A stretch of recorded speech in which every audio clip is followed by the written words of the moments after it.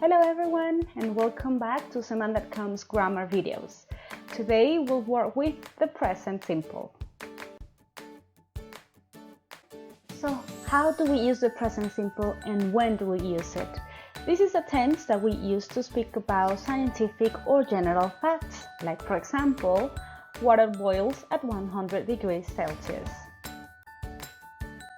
We can also use the verb to be to speak about routines, those things that we do every day, and we usually do it with adverbs of frequency like always, usually, often, sometimes, rarely, hardly ever, or never. Like in, for example, I usually wake up at 7 a.m. It's important to know that adverbs of frequency go before the main verb, as in the example above. We say, I usually wake up at 7 a.m. and we don't say, I wake up usually at 7 a.m. except for the verb to be that goes before the adverb, like in, for example, she is always happy.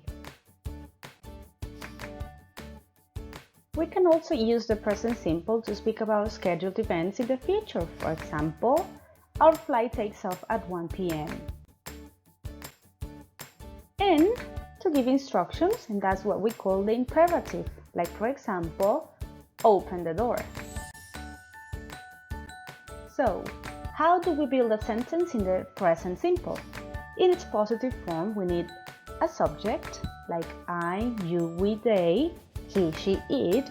Then you need a verb, in this case it could be live or leaves. That's very important to see the difference here. So you can see that for he, she, it, we add an S at the end of a verb. And it's important that you remember this because many students forget to say that S when they are speaking about he, she, it in the present simple. And then you need a complement in Australia. So you can say we live in Australia or she lives in Australia. For the negative form, we need again a subject, I, you, we, they, he, she, it. Then we need an auxiliary verb in its negative form. It will be don't, which is a contraction of do not, or doesn't, which is a contraction of does not. In the first group, you say don't. For he, she, it, you will say doesn't. Then you need a verb. In this case, it will be live. And you can see that there is no S at the end of a verb. So in the negative form, you don't put an S in the verb because you already have the auxiliary verbs don't or doesn't. And then you need a complement, again, in Australia. So you will say something like, we don't live in Australia, or she doesn't live in Australia. With the question form, something very similar to what we explained with the verb to be happens.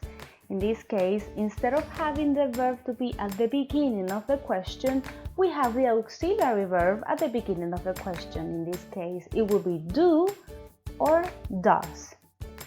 Do is used with the subject I, you, we, or they, and does works with he, she, it. After that, you put a verb again and the same situation, no S at the end of a verb because we already have the auxiliary does. And then you need a complement with the question mark. Don't forget the question marks in questions, of course. And in this case, you would say, do you live in Australia? Does he live in Australia? So it's now time to practice. If you're watching our video from our YouTube channel, go to the description and click on the link that we posted there. It will take you to our website where you can see some exercises. If you are watching the video directly on our website, go down to the end of the page and you will find those exercises as well. Good luck!